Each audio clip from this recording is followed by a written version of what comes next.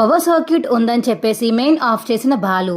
అది తెలియక ప్రభావతి స్విచ్ చేయగా మెయిన్ ఆన్ చేసిన మనోజ్. ప్రభావతికి కరెంట్ షాక్ కొట్టి ఇంట్లో అందరికి కరెంట్ షాక్ కొట్టడంతో కాపాడిన మీనా. అసలు ఇదంతా ఎలా జరగబోతుందో తెలుసుకుందాం అనుకుంటే ఇప్పుడే మా ఛానల్ తప్పకుండా సబ్స్క్రైబ్ చేసుకుని మా వీడియోని ఒక లైక్ చేసి వీడియోని పూర్తిగా చూడండి. నీలాంటి భార్య దొరకడం నా అదృష్టం మీనా అని బాలు అంటుంటే, ఊరుకోండి, మీలాంటి భర్త దొరకడం కూడా నాకు చాలా అదృష్టం. ఈ రోజుల్లో మీలాంటి వాళ్ళు దొరకడం చాలా అరుదు, కానీ మీ దాంట్లో ఒకటే మైనస్ ఉంది అని చెప్పేసి ఇక మీనా అంటుంటే, ఒకటా ఏంటి మీనా అని బాలు అడుగుతుంటే, ఒకటి కాదు రెండు అని ఇంకా మీనా అంటుంది. చెప్పు మీనా ఏంటో. ఇంకేముంది, ఆ కోపం, ఆ తాగుడు, అవి రెండు మానేస్తే మీరు చాలా చాలా మంచివాళ్ళు. మీ అంత మంచివాళ్ళు ఈ భూలోకంలో ఎవ్వరూ ఉండరు అని మీనా అంటుంటే, కోపం అయితే పర్లేదు కానీ తాగుడు మాత్రం వదిలే మీనా, అదొక్కటి ఇంకా ఆపలేను. ఎప్పుడో ఒకసారి తాగుతున్నాను కదా, నీ కోసం అప్పుడప్పుడు తాగుతున్నాను. ఇప్పుడు అసలు తాగడం కూడా మానేశాను, నీకోసమే కదా, అందుకేనండి మీరు మంచివాళ్ళని చెప్పాను అని చెప్పేసి ఇక మీనా అండంతో బాలు మీనా అయితే హక్ చేసుకుంటారు. ఇక సత్యం అయితే రూమ్లో కూర్చుని అలా ఆలోచిస్తుంటే అప్పుడే ప్రభావతి రూమ్లోకి వెళ్తుంది. ఏంటి ప్రభా అంత కోపంగా ఉన్నావు, ఏమైంది అని ఇక సత్యం అడిగేసరికి, ఏం లేదండి అని ప్రభావతి అంటుంది. చెప్పు చెప్పు ప్రభా అనిక సత్యం అడుగుతుంటే, ఏం లేదండి, వాడికి నాకుడు క్షణం కూడా పడదు. అయినా సరే వాడు ఎంత బాగా చెప్పాడో నా కళ్ళల్లోంచి నీళ్లు తిరిగాయి. మీకోసం ఒక కొడుగ్గా తండ్రి కోసం ఎంత బాగా ఆలోచించి వాడు నిర్ణయం తీసుకున్నాడో నాకు అవి చూస్తుంటేనే కళ్ళల్లో నీళ్లు తిరిగి మాటలు రాలేదండి. నాకు చాలా బాధేసింది. వాడి మాటలు విన్నాక కొడుకంటే ఇలా ఉండాలి అన్నంతలా అనిపించేసింది. కానీ వాడికి నాకు పడదు, కానీ ఇవాళ మాత్రం వాడిని చూసి నేను చాలా గర్వపడుతున్నానండి అని చెప్పేసి ఇక ప్రభావతి అంటుంటే, ఏంటి ప్రభా నువ్వేనా? అవునండి నేనే. మీకోసం ఇంతలా ఎవరూ ఆలోచించి ఉండరు, నేను కూడా ఆలోచించి ఉండను. అలాంటిది వాడు ఆలోచించాడంటే నిజంగానే గ్రేట్ కదండి అని చెప్పేసి ఇక ప్రభావతి అంటుంటే, సరే సరే సరే దానికోసం నువ్వు ఆనందంగా ఉండాలి, కానీ బాధగా ఎందుకున్నావు? ఇంకేముంది, మనోజ్ గాడి వల్ల. ఏమైంది, వాడేం చేశాడు? ఏం లేదులేండి, చెప్తే మళ్ళీ బాధపడతారు. ఏం పర్వాలేదు చెప్పు ప్రభా. మిమ్మల్ని ఏదో పెద్ద చదువుకున్న వాళ్ళలాగా ఫీల్ అవుతున్నారు. జాబ్ చేస్తే ఏం జాబ్ వస్తుంది, సెక్యూరిటీ జాబే కదా వస్తుంది అని అన్నాడు. అందుకని నాకు కోపం వచ్చి వాడు చెంప పగలగొట్టాను. చెంప పగలగొట్టి వాడికి క్లాస్ పీకి వచ్చేసానండి అని చెప్పేసి ప్రభావతి అంటుంటే, మంచి పని చేసావు, నీ జీవితంలో మొదటిసారి మంచి పని చేశావు ప్రభా. వాడి గురించి నాకు తెలిసిందే కదా, నువ్వు కొడుకు కొడుకు అని ఆరాధన చూపించి ప్రేమ పెంచేసుకుని ఫుల్గా వాడికి అన్నీ పెడతావు నువ్వు. వాడు మాత్రం నిన్ను ఏ రోజు కూడా బాలుగాడు చూసినంత రవ్వంత కూడా వాడు నేను చూసి ఉండడు నాకు తెలిసినంత వరకు. ఈ ఇంట్లో ఎవరన్నా మనల్ని ముసలాళ్ళు అయిపోయాక చూసుకునేది ఎవరన్నా ఉన్నారు అంటే అది బాలు మీనానే. వాళ్ళ గురించి నీకు తెలిసినా సరే వాళ్ళు నువ్వు అవమానిస్తావు. ఇక నిన్నెవరూ మార్చలేరు ప్రభా. ఇక నువ్వు మారతావా మారలేదా అనేది నీ ఇష్టం అని నీకు సత్యం అంటుంటే, ఏవండి మీరు చెప్పినా ఎంత చెప్పినా వాడు చేసిన పని నేను మర్చిపోలేనండి. నా కొడుకుని నాకు దూరం చేశాడు, వాడి మీద పగ నాకు అలానే ఉంటుంది. కాకపోతే ఇవాళ మాట్లాడికి సర్లే మంచిగానే ఉంటున్నాడు వీడు అని అనిపించిందే తప్ప వాడి మీద నేను ఎప్పటికీ ప్రేమ చూపించలేనండి అని చెప్పేసి ప్రభావతి అంటుంటే, నీకు ముందు తెలుస్తుందిలే ప్రభా, మనుషోళ్ళు ఎవరో చెడ్డోళ్ళు ఎవరో, అప్పుడు నువ్వే నిజాన్ని తెలుసుకుంటావు.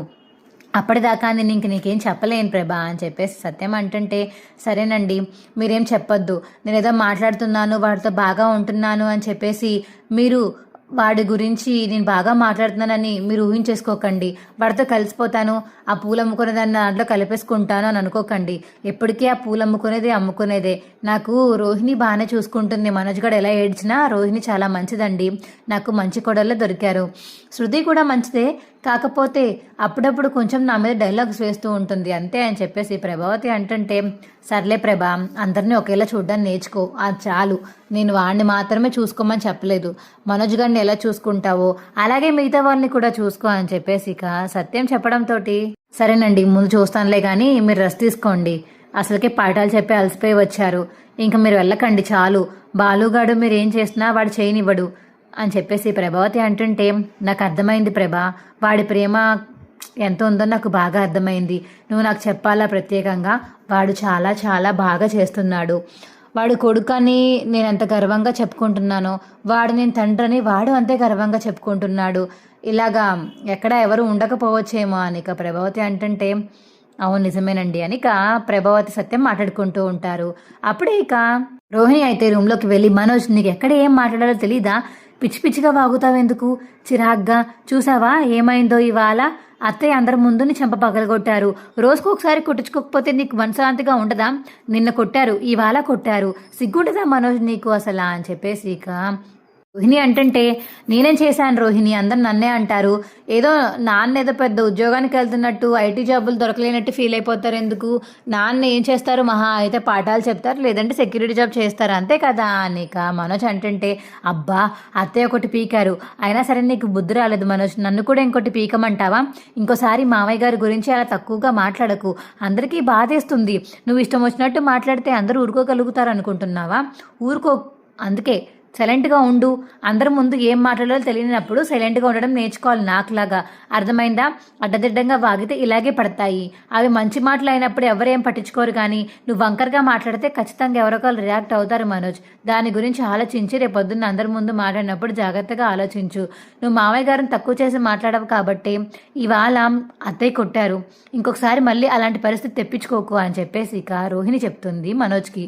ఏంటో అందరు నన్నే అంటారు, నేను చెప్పింది కరెక్టే కదా అనిక మనసులో అనుకుంటాడు మనోజ్. అయితే ఇక మీనా అయితే వంట చేసి అందరికీ వడ్డిచ్చేసి ఇంక అందరు తినేసి పడుకున్నాక మళ్ళీ మార్నింగ్ లేచాక ఇక మీనా అయితే ఎర్లీ మార్నింగ్ లేవడం వల్ల స్నానం అయితే చేసి దేవుడికి దండం పెట్టుకుని తన పనులు తను చేసుకుంటూ ఉంటుంది. అప్పుడే ఇక బాలు అయితే స్నానానికి వెళ్తాడు.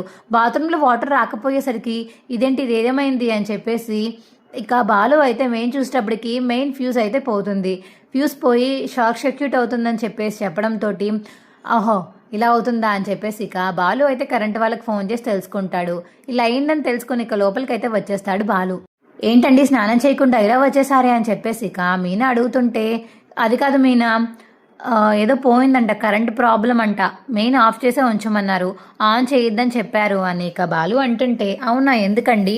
ఏమో కరెంటు అప్ అండ్ డౌన్గా ఉందంట, షార్ట్ సర్క్యూట్ కొట్టేలా ఉందంట, అందుకని అందరూ జాగ్రత్తగా ఉండమని చెప్పారు. సరేనా?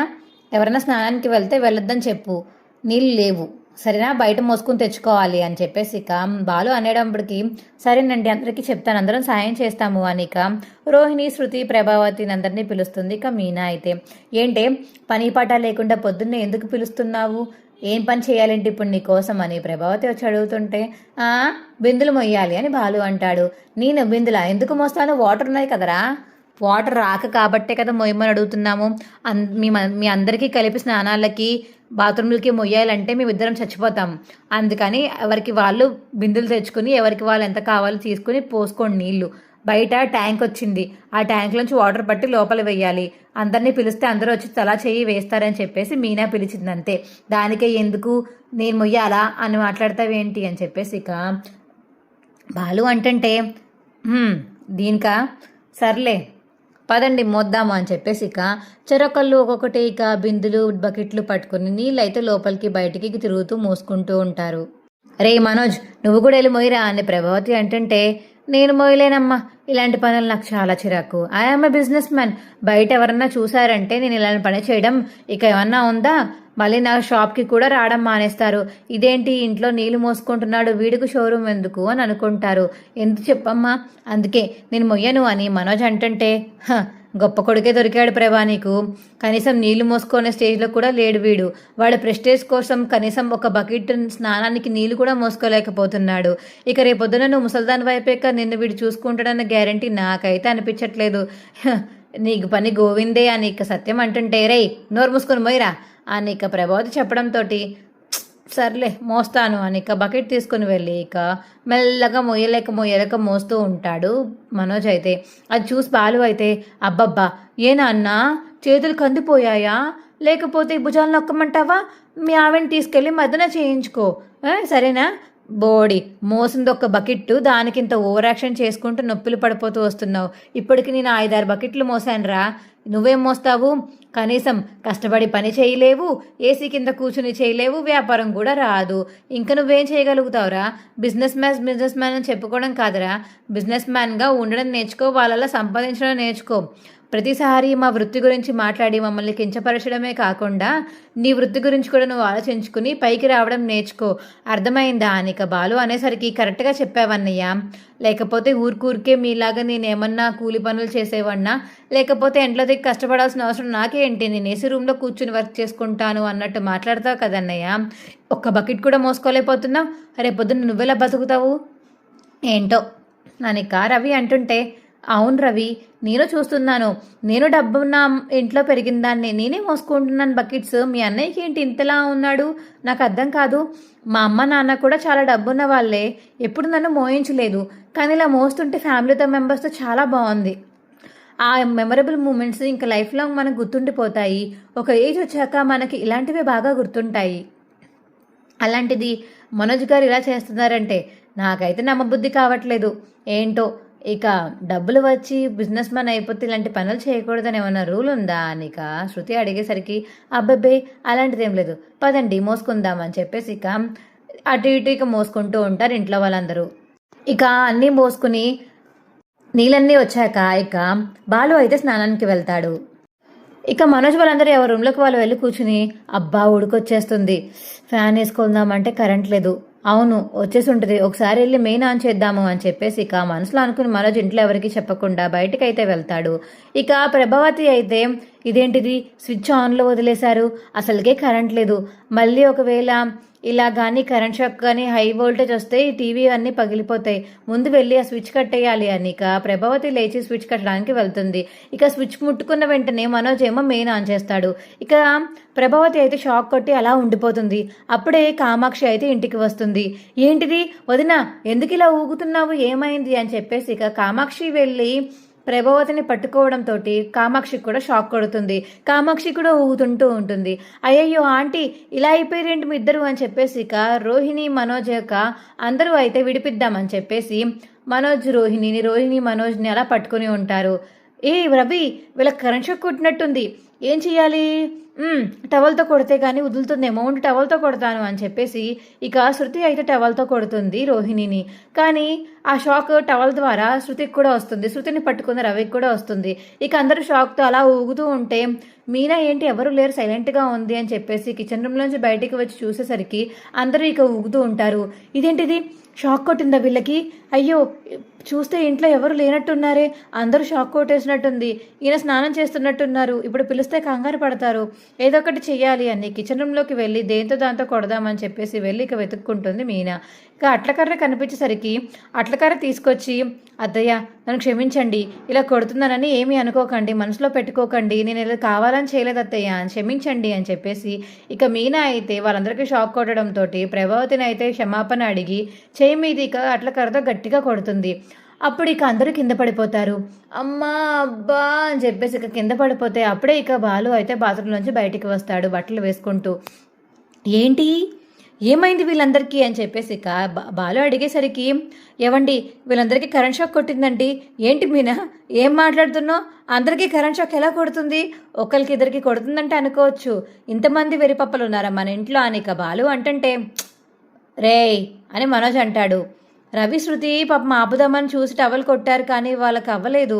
అవును వాళ్ళు కొంచెం ఇంటెలిజెన్స్ ఫెలోస్ కాబట్టి అర్థమైంది, వీళ్ళకేమైంది అని ఇక బాలు అడిగేసరికి, రే కాపాడదామనే వెళ్ళాంరా కానీ షాక్ కొట్టేసింది అని ఇక మనోజ్ అంటుంటే, అబ్బా మీనా గట్టి కొట్టేసిందా చేయి మీద, కావాలని కొట్టావు కదా నువ్వు, ఇన్ని రోజులు పగంతా నా మీద కావాలని తీర్చుకున్నావు కదా అని చెప్పేసి ఇక ప్రభావతి అంటుంటే, అయ్యో అది కదా అత్తయ్య, మరి అట్లకరతో కొట్టకపోతే మిమ్మల్ని ఎవరు కాపాడతారు, షాక్ కొట్టి చనిపోతారు కదా, మీతో పాటు వీరందరికి కూడా ఏదోటి అవుతుంది, అందుకనే కొట్టి మీ అందరినీ కాపాడాను అత్తయ్య అని మీనా అంటుంటే, నువ్వు ఊరుకో మీనా, కొట్టి కాపాడినా సరే కృతజ్ఞత లేని మొహాలకి మాకు కాపాడడం వేస్ట్, అలా కరెంట్ షాక్ కొడితే కొట్టిని పోయిందిలే పీడా అని వదిలిపోయావా అని బాలు అంటుంటే, రే అని చెప్పేసి ప్రభావతి అంటుంది. మరి లేకపోతే ఏంటమ్మా, కాపాడింది కదా అని కృతజ్ఞత చెప్పడం మానేసి ఇలా మాట్లాడతావేంటి అని చెప్పేసి బాలు అనేసరికి, సరే ఇంకా వదిలే, అయిపోయింది కదా అని ప్రభావతి అంటుంది. అవును నేను మెయిన్ ఆఫ్ చేశానే, కరెంట్ షాక్ ఎలా కొట్టింది, మెయిన్ ఎవరు ఆన్ చేశారు అని బాలు అడిగేసరికి, నేనే ఆన్ చేశాను అని మనోజ్ అంటాడు.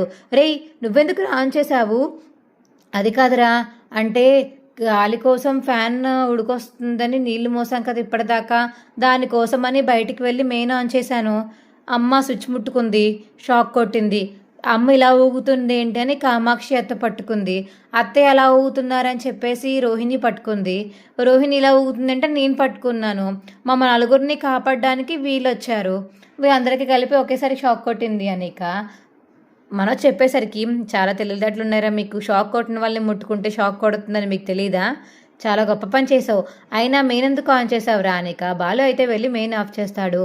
ఇక ప్రభావతి అయితే మనోజ్ చెంప మళ్ళీ పగలగొడుతుంది. ఏంటమ్మా మళ్ళీ కొట్టావు? కొట్టాలా ఏమైనా చెయ్యాలా? షాక్ కొట్టి నేను పోయి ఉంటే ఏం చేదురా ఎదవా? మెయిన్ ఆఫ్ చేసినప్పుడు ఆఫ్లోనే ఉండొచ్చు కదా. బాలుగాడికి తెలిసి ఆఫ్ చేశాడు, నువ్వెందుకని మళ్ళీ ఆన్ చేశావు? ఇదే పెద్ద తెలిసిన వాళ్ళలాగా. నీళ్లు మోయడం చేత కాదు కానీ మెయిన్లో ఆఫ్ చేసి ఆన్ చేసి కరెంట్ షాకులు కొట్టించడం మాత్రం తెలిసే నీకు అని ఇక ప్రభావతి అడుగుతుంటే, సర్లే అమ్మా ఇక వదిలే, ఇంకేం చేస్తాను నేను, తెలియక ఆన్ చేశాను, కొట్టేశావు కదా ఇంక వదిలే, అందరికీ అయిపోయింది కదా అని చెప్పేసి ఇక బాలు గురించి మళ్ళీ స్టార్ట్ చేస్తాడు. ఇక మనోజ్ అయితే, ఏరా ఇంట్లో అందరికీ చెప్పలేదా నువ్వు మెయిన్ ఆన్ చేయొద్దని చెప్పొద్దా అని చెప్పేసి ఇక మనోజ్ అంటుంటే, ఇది మరీ బాగుంది. ఏరా డిగ్రీ చదువుకున్నాడా, నీకు ఆ మాత్రం తెలీదా?